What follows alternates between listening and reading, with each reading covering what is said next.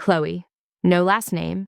Just the girl who keeps her playlists on shuffle and her secrets in the top drawer next to the half-empty pack of gum and the concert ticket stub from last summer. Stands on a wobbly kitchen chair at 2:17 p.m., hoodie slipping off one shoulder, one sock missing, because it's somewhere under the couch with the remote, yesterday's takeout receipt, and the earring she swore she'd find before work on Monday.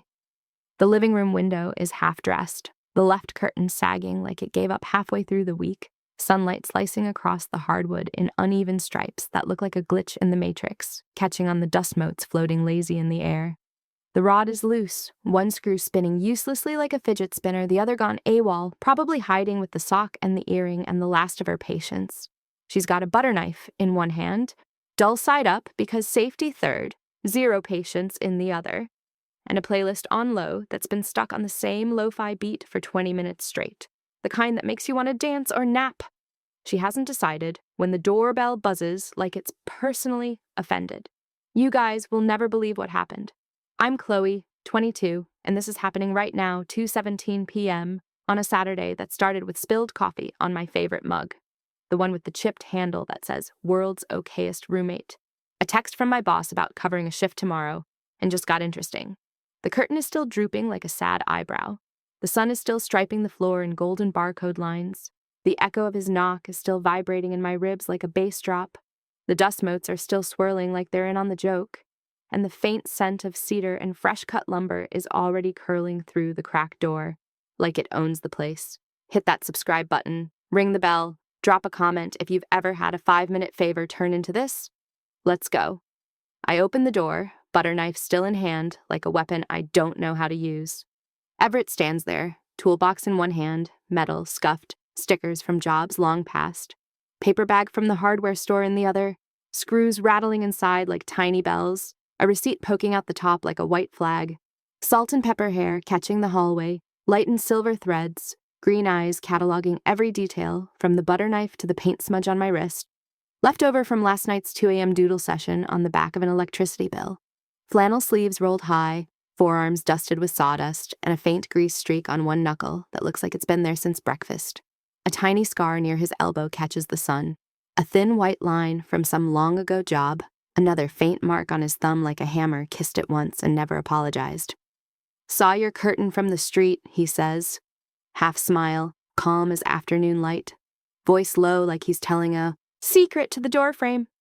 "Need a hand?" "Dead in the water," I answer, stepping aside, butter knife dangling. Welcome to the chaos. He crosses the threshold like he's been here before in another life, like the floorboards recognize his weight.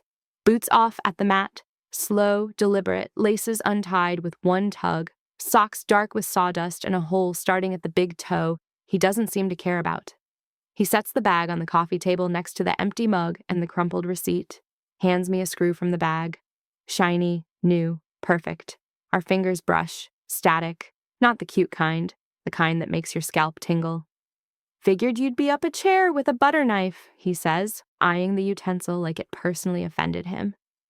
I wrap my hand around the screw, metal cool against my palm. "You read minds now." "Only the obvious ones, and the ones that leave butter knives in curtain rods." The tension coils, quiet, electric, the kind that makes the air feel thicker like honey in July. He climbs the chair I abandon. It wobbles once, steadies under his weight, toolbox clinking like soft bells on the floor beside him. I hover, useless. Hoodie slipping lower, sunlight warming my collarbone, catching on the freckles I forgot I had. He doesn't look down right away, just runs a calloused thumb along the bracket, listening to the silence where the rod should click, testing the wobble like he's diagnosing a heartbeat. "Old building," he murmurs, voice rumbling low. These hate surprises, like ex-girlfriends and tax audits. "Tell me about it," I say, and my voice comes out breathier than planned, like I've been holding it since the doorbell. Small talk starts safe. Weather, golden finely, coffee, spilled, still sticky on the counter. My latest playlist, half finished, raw beats, no title, stuck on loop. But every answer pulls us closer, like the sunlight is a magnet and we're iron filings. He asks about the smudge on my wrist. I ask about the scar on his elbow. He tells me it's from a slipped drill bit when he was 20, working on his dad's old truck, blood on the driveway, and a lesson in torque. I tell him the playlist is about waiting for something to drop. The beat, the other shoe, the truth. His eyes flick down, storm green, unreadable, catching the light like sea glass, then back to the rod. Sometimes you just gotta tighten the hold, he says, twisting the screw with a soft snick. Sometimes you gotta let the drop in, I answer, and the words taste like risk. He twists the second screw. A click, a shift. Then, snug, straight, perfect. The curtain hangs like it was born that way, sunlight flooding even now. No more stripes, just golden wash across the floor, the couch, my bare feet. He steps down, slow, wipes his hands on a rag from his pocket, faded blue, oil-stained, soft from 1,000 washes.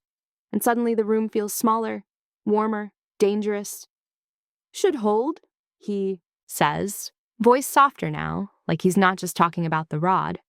I step closer, bare feet on sun-warmed wood, the grain pressing into my soles, until the space between us is just dust motes and heartbeats and the faint hum of the playlist. You didn't have to bring screws, I say. Figured you'd be short, he repeats, softer, eyes on mine. I'm not anymore. His gaze drops to my mouth, lingers like he's reading subtitles, climbs back up. Chloe, he says, my name careful, like it might bend if he says it too loud. I've been noticing you for a while, I whisper, the confession slipping out like the curtain finally did. I noticed. I reach out, fingertips brushing the stubble along his jaw, rough, warm, real. He catches my wrist, not to stop me, just to hold. Thumb pressing the frantic pulse there, like he's checking I'm alive. His skin is warm, sunlight warm, cedar warm, sawdust warm. You should invoice me, I say, trying for casual, failing. Consider it neighborly, he answers, but his grip tightens, thumb tracing the vein in my wrist like he's mapping rivers. Neighbors don't look at each other like that. Neighbors don't stand this close. For a moment we're statues, sunlight frozen in the air between us. Then he leans in, slow, deliberate, until his forehead rests against mine. Cedar breath, sawdust, the faint metallic tang of screws still on his fingers. Tell me to leave, he murmurs, voice rough like sandpaper on pine. Stay, I answer, the word barely air. The curtain's finally straight. Might as well enjoy the light. He smiles then, real and reckless, the kind that crinkles the corners of his eyes, and sets the rag on the coffee table like a white flag. Like surrender, like finally. Outside the sun climbs higher, painting the room gold, turning the dust motes into tiny fireworks. Inside we don't cool down, we talk in whispers. About the scar, about the playlist, about the way the sunlight stripes the floor like a dance floor we're too scared to step on. We laugh when the rod gives a satisfied creak like it's proud of itself. End up closer than before, my shoulder brushing his chest, his hand lingering on the small of my back like it belongs there. When the clock hits 3:42, he pulls me onto the couch. Blanket around us both, the soft gray one I stole from my ex and never gave back. And we watch the dust motes swirl in the light like slow-motion confetti. He tells me about the orchids in his greenhouse that refuse to bloom until the light hits just right, how he stopped forcing them years ago and just waited.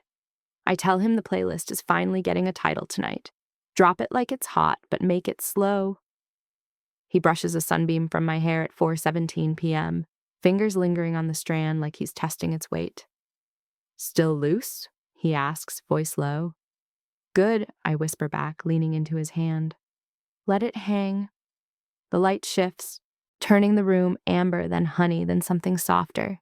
The curtain stays perfect, steady as a heartbeat. No wobble, no drama. We shift on the couch until my head rests on his shoulder, his arm draped along the back, fingers tracing idle circles on my upper arm, slow and steady like he's tuning a guitar.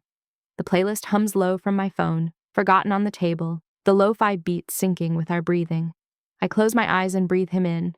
Cedar, sunlight, the faint warmth of the room finally winning against the draft that used to sneak under the window. His thumb finds the pulse at my wrist again, counts it like he's syncing to the beat, like he's learning the rhythm of me. At 5:03, he stands, pulls me up with him, hand warm in mine. Show me the playlist, he says, voice rough with something unspoken. I lead him to the corner where my laptop waits, half hidden under a drop cloth of receipts, junk mail, and the wrapper from the granola bar I ate for breakfast. I tug it away. Raw beats pulse across the screen, violent and alive. waveforms spiking like heartbeats on a monitor. He studies it in silence, then reaches out, thumb hovering just above the waveform, not quite touching, like he's afraid to disturb it. "It's angry," he says. "It's waiting," I correct, stepping closer. He turns to me, eyes soft, sunlight catching the gold in them. "What for?" "You," I say, and the word hangs between us like the last dust mote before it settles, like the last screw before it clicks. He kisses me then, slow, deliberate, like he's been holding it back since the first twist of the screw, since the first static spark, since the first time he saw me struggling with groceries and pretended not to notice. My hands fist in his flannel. His palms slide to my waist, lifting me onto the low table beside the laptop like I weigh nothing, like I'm made of sunlight. Headphones clatter to the floor, cord tangling around my ankle. The curtain flutters in approval, fabric whispering like it's gossiping. Outside, the sun keeps climbing, erasing shadows, erasing everything but this room, this moment, this light. Midnight finds us back on the couch. Blanket forgotten on the floor, my legs across his lap, his fingers tracing the line of my knee like he's mapping new territory, like he's reading Braille on my skin. He tells me about the first summer he spent alone after she died, how the greenhouse orchids refused to open until he stopped trying to force them, how he learned patience the hard way. I tell him about the night I moved into this apartment 2 years ago, how the empty windows hissed like they were angry at me for existing, how I played music too loud just to fill the silence. He answers with another kiss, softer this time, like punctuation, like a promise. At 1:27 a.m., the power flickers, once, twice, then steadies, the laptop screen dimming to black. The playlist loops to a single track, slow and haunting, casting the room in a glow so faint it feels like a secret we're keeping from the dark. He stands, offers his hand, pulls me up. "Come on." I follow him to the window. Sun has long set. The curtain glows under the street lamp, perfect, straight, a soft rectangle of light in the night. He presses his palm to the glass. I cover it with mine, our hands overlapping, warmth bleeding through. Our breath fogs the pain in matching clouds, swirling together like smoke. "Still straight?" he asks again, voice rough with sleep and want. "Never was," I say, and he laughs, low and warm, the sound vibrating through his chest into mine. We end up on the floor, backs against the couch, blanket around us both, the coffee table pushed aside to make room for legs and laughter and the quiet kind of chaos that doesn't need words. He pulls a notebook from the coffee table, mine, the one with the coffee stain on the cover, flips to a blank page, hands me a pen. "Write me," he says. I do. Quick lines, the slope of his shoulder, the scar, the way his hair falls across his forehead when he's thinking, the way his hands look when they're holding something steady. He watches my hands, not the paper, like he's memorizing the motion. When I finish, he takes the pen, turns the page, writes me, hoodie slipping, eyes half closed, mouth curved in a smile I didn't know I was wearing. The smudge on my wrist like a signature? We trade the book back and forth until the lines blur into something neither of us can name, until the page is full and the pen runs dry. At 2:11, the curtain gives a satisfied sway, like it's done its job and ready to sleep, like it's winking at us. We're not. He stands, pulls me up, leads me to the kitchen where the butter knife sits forgotten next to the spilled coffee stain. He pours 2 glasses of water from the tap, hands me one, the glass cool against my lips. "Last sip," he says. I drink. It's cold, clean, perfect. He takes the glass, sets it down, kisses the taste from my lips, slow, deliberate, like he's savoring the last note of a song. The night deepens, the city silent outside the window, the street lamp buzzing faintly like it's tired. Inside, the playlist hums low from the laptop, now on battery, the curtain finally still. Perfect, glowing. We don't notice. We're on the couch again, tangled under the blanket, his heartbeat under my ear, steady and strong, my fingers tracing the scar on his wrist like it's a map to everywhere I've always wanted to go, like it's the title of the playlist I haven't named yet.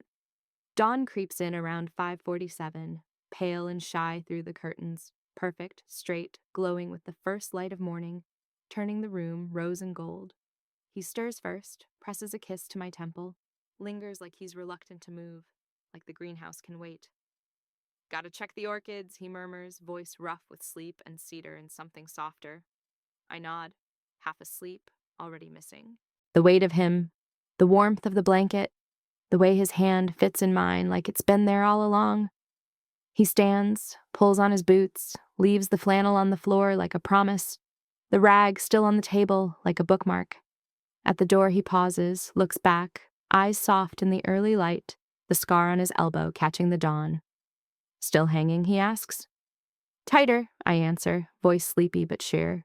Chloe winks at the camera, phone propped on the windowsill, battery dead, red light long gone, the curtain glowing behind her like a halo. And that's how fixing the curtain rod became everything. How one loose screw turned into a night that rewrote the light. Sunlight's got a way of making quick favors glow, doesn't it? Like subscribe, ring the bell, comment your wildest home repair story. Chloe's dangerous desires just pulled him closer, and the curtain's never coming down.